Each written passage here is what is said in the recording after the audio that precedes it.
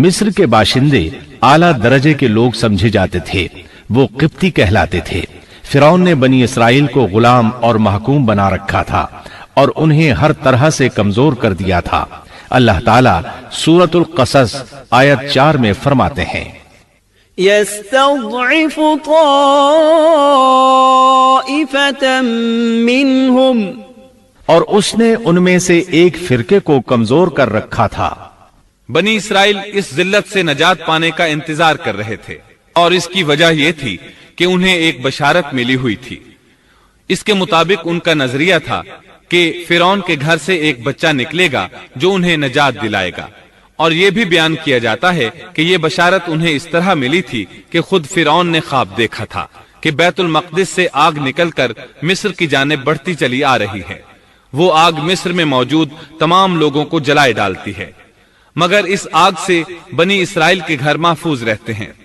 फिरौन ने इस ख्वाब की ताबीर काहिनों से पूछी। वो काहिन उसके नजदीक आलिम थे। उन्होंने ख्वाब की ताबीर ये बताई कि बनी इसराइल में एक बच्चा ऐसा पैदा होने वाला है जिसकी वजह से मिस्रियों की हलाकत होगी। ये ताबीर सुनकर फिरौन डर गया।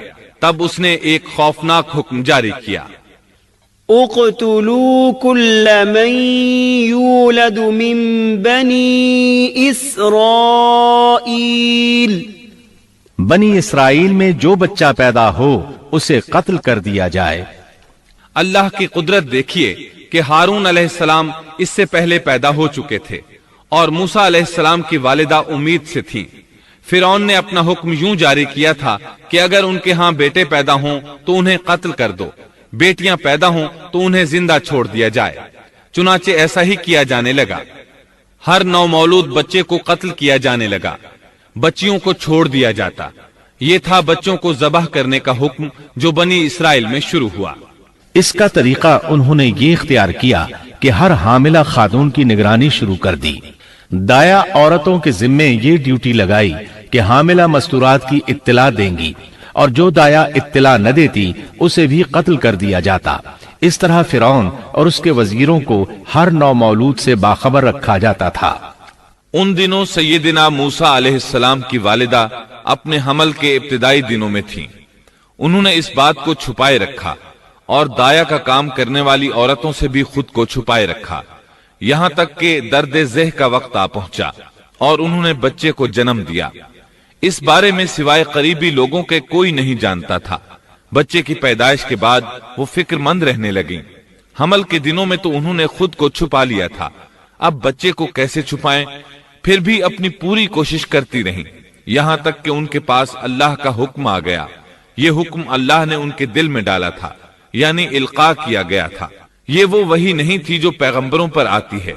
सूरतुल क़सस आयत 7 में है, वअौहैना इला उम्मि मूसा अन अर्दिईह फइज़ा खिफ्ति अलैहि फअल्क़ीहि फिल यम्मि वला तख़ाफ़ी वला तहज़नी इन्ना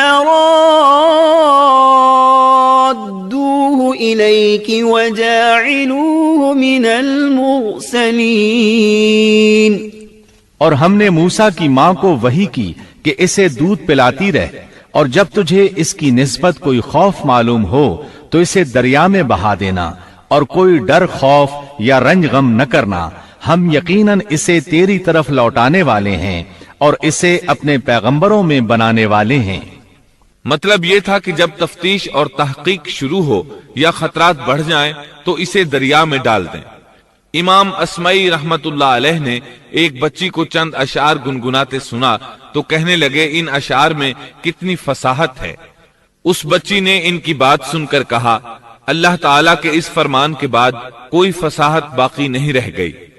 वअौहैना इला उम्मि मूसा अन अर्दिईह फइज़ा खिफ्ति अलैहि फअल्क़ीहि फिल यम्मि वला तख़ाफ़ी वला तहज़नी इन्ना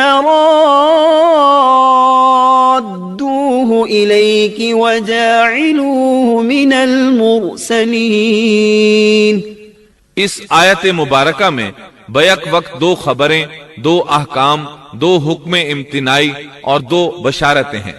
یعنی ہم نے موسیٰ کی ماں کو وحی کی کہ اسے دودھ پلاتی رہے، یہ دو خبریں ہیں، اور جب تجھے خوف محسوس ہو تو اسے دریا میں بہا دے، یہ دو حکم ہیں۔ کوئی خوف نہ کھا اور کوئی غم نہ کر، یہ دو امتناعی حکم ہیں۔ ہم یقیناً اسے تیری طرف لوٹانے والے ہیں اور اسے اپنے پیغمبروں میں سے ایک پیغمبر بنانے والے ہیں، یہ دو بشارتیں ہیں۔ اور پھر واقعی تلاش شروع ہو گئی، بنی اسرائیل پر سختی کی گئی۔ موسیٰ علیہ السلام کی ماں نے اللہ کے حکم کے مطابق بچے کو صندوق میں رکھا اور دریا میں چھوڑ دیا۔ ساتھ ہی موسیٰ علیہ السلام کی بہن سے کہا تو بھی اس کے پیچھے پیچھے چلتی جا۔ چنانچہ وہ دریائے نیل کی موجوں میں چلے اور ان کی بہن کنارے کنارے چلی، اپنے بھائی کی نگرانی کرتی جا رہی ہے کہ دریا میں ڈالنے کے بعد کیا بنتا ہے۔ اللہ تعالیٰ سورۃ القصص آیت 11 میں فرماتے ہیں، وقالت لأخته قصيه فبصرت به عن جنب وهم لا يشعرون۔ موسیٰ کی والدہ نے ان کی بہن سے کہا تو اس کے پیچھے پیچھے جا، تو وہ اسے دور ہی دور سے دیکھتی رہی اور فرعونیوں کو اس کا علم بھی نہ ہوا۔ صندوق بہتا ہوا فرعون کے محلات کے قریب آن ٹھہرا۔ محلات دریائے نیل کے کنارے تھے۔ اللہ تعالیٰ سورۃ القصص میں فرماتے ہیں، آخر فرعون کے آدمیوں نے صندوق اٹھا لیا، آخرکار یہی بچہ ان کا دشمن ہوا اور ان کے رنج کا باعث بنا۔ اب وہ اس کی بھلائی چاہ رہے ہیں، لیکن وہی فرعونیوں کے لیے وبال جان بننے والا تھا۔ اللہ سورۃ القصص آیت 8 میں فرماتے ہیں، ان فرعون وهامان وجنودهما كانوا خاطئين۔ کچھ شک نہیں کہ فرعون اور حامان اور ان کے لشکر تھے ہی خطا کار۔ فرعون کی بیوی نے فوراً پہچان لیا کہ یہ بچہ بنی اسرائیل میں سے ہے، چنانچہ اس نے کہا، وقالت امرأة فرعون قرة عين لي ولك لا تقتلوه عسى أن ينفعنا أو نتخذه ولدا وهم لا يشعرون۔ اور فرعون کی بیوی نے کہا یہ تو میری اور تیری آنکھوں کی ٹھنڈک ہے، اسے قتل نہ کرو، بہت ممکن ہے یہ ہمیں کوئی فائدہ پہنچائے یا ہم اسے اپنا بیٹا ہی بنا لیں، اور یہ لوگ شعور ہی نہیں رکھتے تھے۔ مطلب یہ کہ اس پورے معاملے میں اللہ تعالیٰ کی تدبیر سے انہیں آگاہی نہیں تھی۔ اس پر فرعون نے کہا یہ صرف تیری آنکھوں کی ٹھنڈک ہے، میری نہیں۔ میں نہیں چاہتا بنی اسرائیل کا کوئی بچہ میری نگرانی میں پلے، لہٰذا یہ صرف تیری ہی آنکھوں کی ٹھنڈک ہے۔ ابن عباس رضی اللہ عنہما فرماتے ہیں، اگر فرعون یہ بات کہہ دیتا کہ یہ میری بھی آنکھوں کی ٹھنڈک ہے تو اللہ تعالیٰ اسے ہدایت دے دیتا، لیکن اس نے یوں کہا یہ صرف تیری آنکھوں کی ٹھنڈک ہے، میری نہیں۔ اور پھر ہوا بھی یہی، موسیٰ علیہ السلام آسیہ کی آنکھوں کی ٹھنڈک بن گئے، فرعون کی آنکھوں کی ٹھنڈک نہ بنے۔ اللہ تعالیٰ سورۃ القصص آیت 10 میں فرماتے ہیں، وَأَصْبَحَ فُؤَادُ أُمِّ مُوسَى فَارِغًا۔ اور موسیٰ کی والدہ کا دل بے قرار ہو گیا، یعنی اس کا دل موسیٰ علیہ السلام کی یاد کے علاوہ دنیا کی ہر چیز سے خالی ہو گیا۔ ماں کی محبت اور ماں کے دل کا حال ذرا دیکھیے، مصیبت میں اس پر کیا گزرتی ہے۔ وہ مہربانی جو ماں کے دل میں ہوتی ہے، وہ محبت جو صرف اسی دل کا خاصہ ہے، ہم مردوں کی جماعت اس کیفیت کو نہیں جانتی جو مصیبت کے وقت ماں کے دل پر گزرتی ہے۔ چنانچہ اللہ تعالیٰ فرما رہے ہیں، اور موسیٰ کی والدہ کا دل بے قرار ہو گیا، یعنی موسیٰ علیہ السلام کی محبت کے سوا اس دل میں اور کچھ نہ رہا۔ ہر وہ چیز جو اسے دنیا میں پیاری تھی موسیٰ کی محبت پر غالب نہ آ سکی، بس دل میں موسیٰ ہی موسیٰ تھے۔ اللہ تعالیٰ سورۃ القصص آیت 10 میں فرماتے ہیں، إن كادت لتبدي به لولا أن ربطنا على قلبها لتكون من المؤمنين. قریب تھیں کہ اس واقعے کو بالکل ظاہر کر دیتی اگر ہم ان کے دل کو ڈھارس نہ دے دیتے، یہ اس لیے کہ وہ یقین کرنے والوں میں رہے. اب دیکھیے اللہ تعالیٰ کے کام، ان کے نور چشم کو کس طرح ان کی طرف واپس لوٹایا. بچہ جب محل میں پہنچا تو اس نے دودھ کے لیے رونا شروع کر دیا. اس کے پاس دودھ پلانے والیاں لائی گئیں، لیکن بچے نے کسی عورت کا دودھ نہ پیا. آخر وہ بچے کو اٹھا کر باہر لائے.